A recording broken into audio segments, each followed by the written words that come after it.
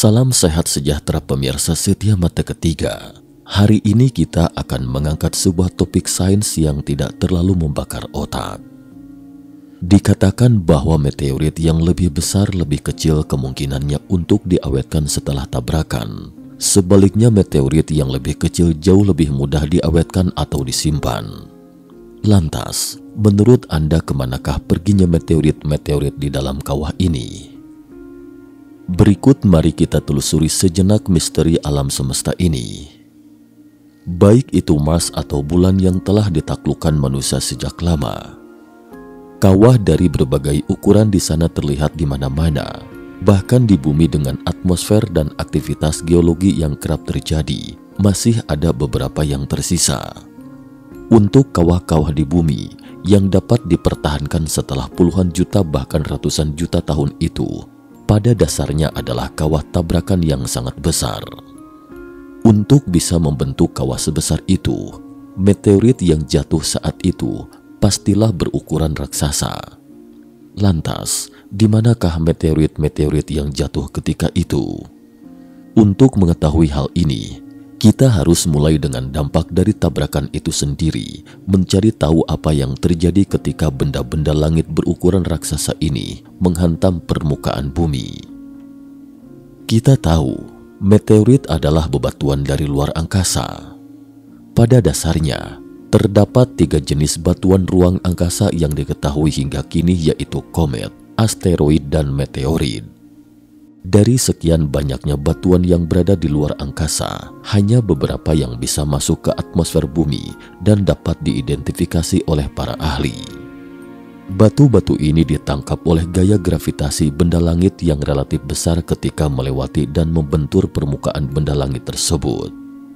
Untuk benda langit dengan atmosfer, meteorit-meteorit ini melewati gesekan atmosfer sehingga suhunya naik dan mulai terbakar. Meteor yang kita lihat dari bumi sebenarnya adalah meteorit yang melewati atmosfer. Untuk meteorit-meteorit kecil itu, biasanya pada akhirnya akan habis terbakar. Sementara meteorit lain yang relatif besar mungkin akan hancur berkeping-keping dan menjadi meteorit kecil saat terbakar. Hingga pada akhirnya bagian yang tidak terbakar itu akan jatuh ke permukaan benda langit dan membentuk lubang tumbukan. Jika hanya jatuh seperti yang biasa kita pahami, benda-benda besar ini seharusnya bisa ditemukan. Namun nyatanya kecepatan meteorit yang jatuh ini mungkin di luar bayangan kita, terutama yang berukuran raksasa. Karena memiliki energi kinetik yang kuat, mereka hampir tidak terpengaruh oleh hambatan atmosfer, sedangkan meteorit yang lebih kecil, kecepatannya akan berkurang secara signifikan karena gesekan atmosfer. Bahkan lajunya setara dengan batu yang jatuh bebas dari ketinggian. Tetapi kecepatan akhir meteorit yang biasanya menghantam permukaan bumi, sebagian besar bisa mencapai puluhan ribu meter per detik, sehingga proses pembentukan kawah tumbukan juga sangat cepat. Meski perjalanan kawah tumbukan sangat cepat, namun juga terbagi dalam beberapa tahapan. Pertama, meteorit akan membentuk gelombang kejut yang kuat pada saat bersentuhan dengan permukaan benda angkasa. Dan karena gelombang kejut merambat ke segala arah, bagian dalam benda langit dan meteorit akan diselimuti oleh tekanan yang sangat besar. Di bawah tekanan besar itu, seluruh meteorit akan hancur menjadi bongkahan kecil.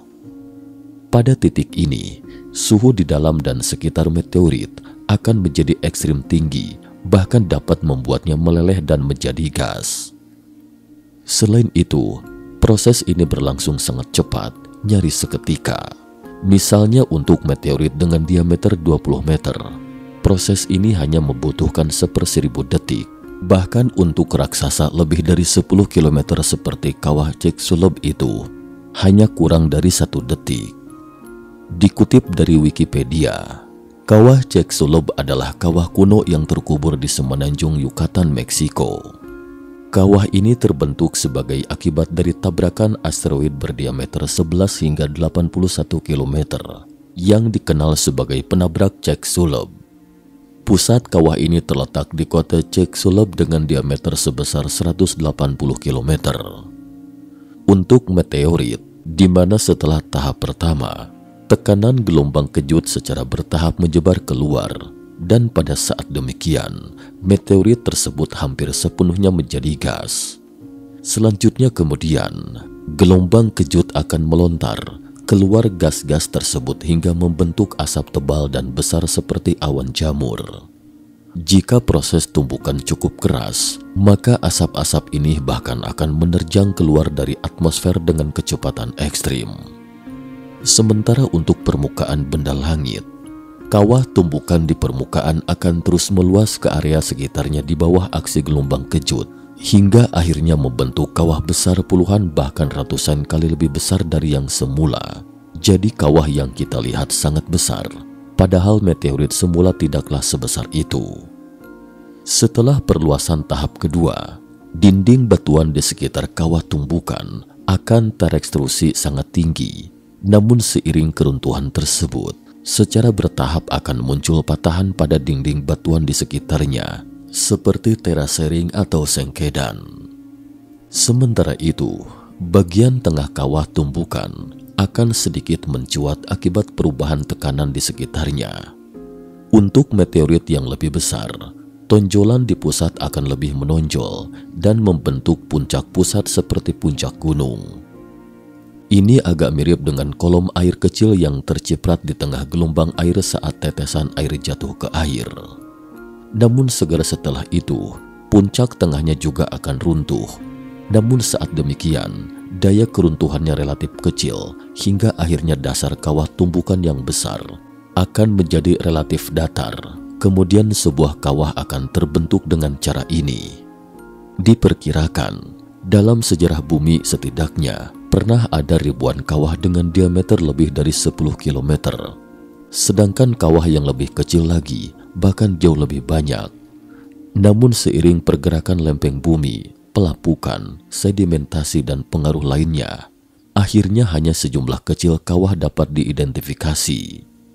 Menurut pengakuan internasional yang dirilis Planetary and Space Science Center (PASSC) dari University of New Brunswick, Kanada, bahwa sejauh ini terdapat 190 kawah tubrukan yang terkonfirmasi di dunia. Berikut ini, kami telah memilih beberapa di antara kawah yang relatif representatif. Kawah Beringer, juga dikenal sebagai kawah meteor, terbentuk relatif baru, secara geologis hanya 50.000 tahun yang lalu, ketika sebuah meteor besi besar berukuran diameter 98 kaki atau 30 meter hingga 164 kaki atau 50 meter menabrak Colorado dataran tinggi di Arizona Utara AS, menurut Lunar and Planetary Institute. Nama kawah tersebut diambil dari nama Daniel Beringer. Dialah orang pertama yang memberikan nama tersebut pada kawah yang terbentuk akibat hantaman meteor. Kawah Wolf Creek terletak di tepi gurun pasir besar di Taman Nasional Kawah Wolf Creek, Australia Barat bagian utara. Ditemukan untuk pertama kalinya selama survei udara pada tahun 1947. Menurut Australian Parks and Wildlife Service, kawah Wolf Creek terbentuk 300.000 tahun yang lalu dengan diameter 880 meter. Meskipun sebuah studi baru-baru ini dari University of Wollongong pada tahun 2019 menganalisis paparan radiasi batuan kawah dan memperkirakan usia kawah hanya 120.000 tahun, jauh lebih mudah dari perkiraan sebelumnya. Kawah Manicouagan, area benturan pada 215 juta tahun yang lalu, yang terbentuk kawah di Quebec, Kanada ini, membentuk apa yang sekarang disebut Danau Manicouagan. Kawah Manicouagan adalah kawah meteor yang berdiameter mencapai 100 km, namun tidak begitu terlihat seperti kawah karena sebagian wilayahnya tertutup oleh air. Kawah Pingualuit dengan diameter yang mencapai 3.440 meter dan kedalaman sampai 400 meter. Kawah Pingualuit memiliki pemandangan yang sangat menakjubkan. Terletak di Quebec, Kanada, kawah Pingualuit terbentuk diakibatkan hantaman meteorit besar. Diperkirakan bahwa meteorit tersebut menghantam area sekitar Pingualuit 1,4 juta tahun yang lalu. karena hantaman meteor raksasa tersebut menciptakan sebuah cekungan sedalam 400 meter. Setiap kali hujan turun atau salju, di bagian tengah kawah akan menampung air tersebut dan terbentuklah sebuah danau. Karena danau tercipta dari air hujan dan es, banyak orang menganggap bahwa air di Pengaluit itu murni dan bebas polusi. India, negara dengan film-film Bollywoodnya yang juga tidak kalah seru dengan Hollywood. India memiliki sebuah danau indah yang berada di Maharashtra, yaitu Lonar. Tahukah Anda bahwa sebelum menjadi danau seperti sekarang, dulunya Lonar adalah sebuah kawah besar?